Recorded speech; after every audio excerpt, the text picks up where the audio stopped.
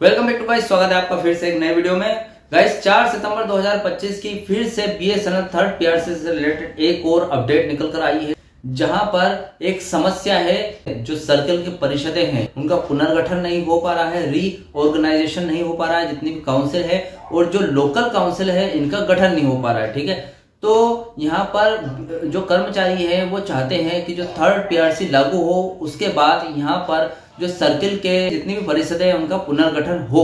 ठीक है, तो इस पर सरकार का क्या विचार है या फिर यहाँ पर क्या निर्देश दिए जा रहे हैं, इस समस्याओं का हल कैसे होगा, डिटेल तरीके से इस वीडियो में बताने वाला हूँ। तो चैनल पर नए हो तो सब्सक्राइब करें। मेरा नाम है सुरभि शुक्ला, जानकारी यूजफुल लगे तो लाइक करके जरूर जाना। चलिएगा इस बढ़ाते हैं वीडियो को आगे। सबसे पहले न्यूज बता देता हूँ कि क्या अपडेट आई है 4 सितंबर 2025 को। भैया यहाँ पर न्यूज है, सीएचक्यू के संज्ञान में लाया गया है कि कुछ सर्किलों में कुछ सर्किल परिषदों का पुनर्गठन नहीं किया गया है। इसके अलावा सीएचक्यू के संज्ञान में यह भी लाया गया है कि कई सर्किलों में ओए स्तर पर स्थानीय परिषदों का गठन नहीं किया जा रहा है। ठीक है, तो जो मुद्दे बीएसएनएल ईयू द्वारा 16/7/2025 को निदेशक एचआर के साथ आयोजित औपचारिक बैठक में उठाए गए थे, उस बैठक में ही निदेशक एचआर ने आश्वासन दिया था कि इस मुद्दों पर सर्किलों को आवश्यक दिशा निर्देश जारी किए जाएंगे। तदनुसार कॉर्पोरेट कार्यालय ने इस विषय पर एचआर शाखा द्वारा जारी पिछले पत्रों को संलग्न करके 29/8/2025 को सर्किलों को एक पत्र जारी किया है।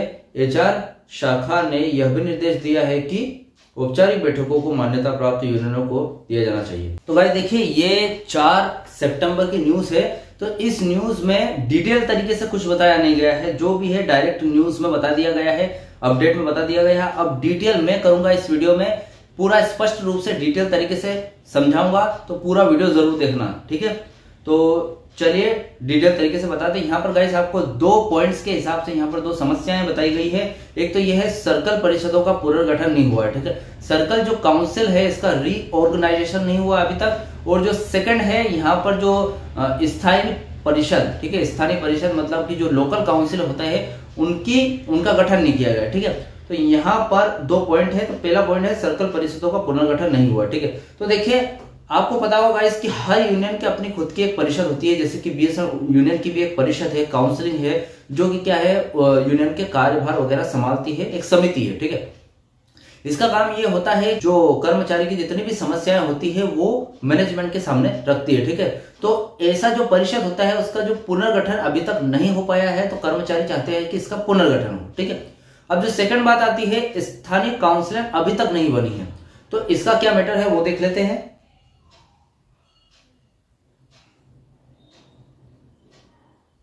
अब देखिए यहाँ पर कर्मचारियों की ये मांग है कि स्थानीय स्तर पर जो बहुत सारी जैसे कि ऑफिस हो गया, यूनिटें होगी। ठीक है, तो स्थानीय जो लोकल में ऐसी काउंसिलिंग बननी चाहिए, जैसे कि बीएसएनएल ईयू की खुद की काउंसिल होती है, ऐसे लोकल ऑफिस में भी एक ऐसी काउंसिल बननी चाहिए जो कि जो कर्मचारी होते हैं वहां पर जो काम करते हैं उनकी छोटी मोटी समस्याओं का हल वहीं पर हो सके। ठीक है, तो वो उसका गठन अभी तक नहीं हो पाया। ठीक है, अब गाइस इस वीडियो में हम जानेंगे कि जो ये इशू है इतना इंपॉर्टेंट क्यों है। जो ये मामला है ये बीएसएनएल ईयू ने पहले भी उठाया है। ठीक है, 16 जुलाई 2025 में एक बैठक की गई थी, एक मीटिंग थी जो कि एचआर या डायरेक्टर के साथ में यहाँ पर की गई थी बीएसएनएल ईयू द्वारा। ठीक है, उसमें यह मामला पहले भी उठाया जा चुका है कि वहां पर डायरेक्टर साहब से बोला गया है बीएसएनएल ईयू द्वारा कि जो भी कर्मचारी हैं उनके छोटे मोटे समस्या है उनको सुना नहीं जा रहा है, उनको समझा नहीं जा रहा है। एक ऐसी परिषद बननी चाहिए जहाँ की उनकी जो आवाज है वो मैनेजमेंट तक पहुंचे। ठीक है, तो इस पर जो डायरेक्टर साहब है उनका कहना है कि मैं गारंटी लेता हूं और जितने भी सर्कल है जहां पर ऐसी परिषदें नहीं बनी अभी तक वहां पर ऐसी परिषदें बनेगी, इससे निर्देश जारी करता हूं। ठीक है, तो ऐसे निर्देश जारी किए गए हैं। अब इस पर आगे कार्यवाही क्या हुई है ये भी जान लीजिए। देखिए आगे कार्यवाही ऐसी हुई है कि जो कारपोरेट ऑफिस है, जैसे कि जो डायरेक्टर साहब ने जो निर्देश दिया है उस पर कारपोरेट ऑफिस ने 29 अगस्त 2025 को जो सर्किल है, जितने भी सर्कल है जहां पर ऐसी परिषदें नहीं बनी है उनको एक लेटर लिखा है। अब दूसरी बात ये आती है, उन लेटर के हिसाब से पिछली बार भी ऐसे यहाँ पर काउंसिल का गठन नहीं होने के कारण या फिर काउंसिल का पुनर्गठन नहीं होने के कारण यहाँ पर ऐसे निर्देश जारी किए जा चुके हैं पहले भी।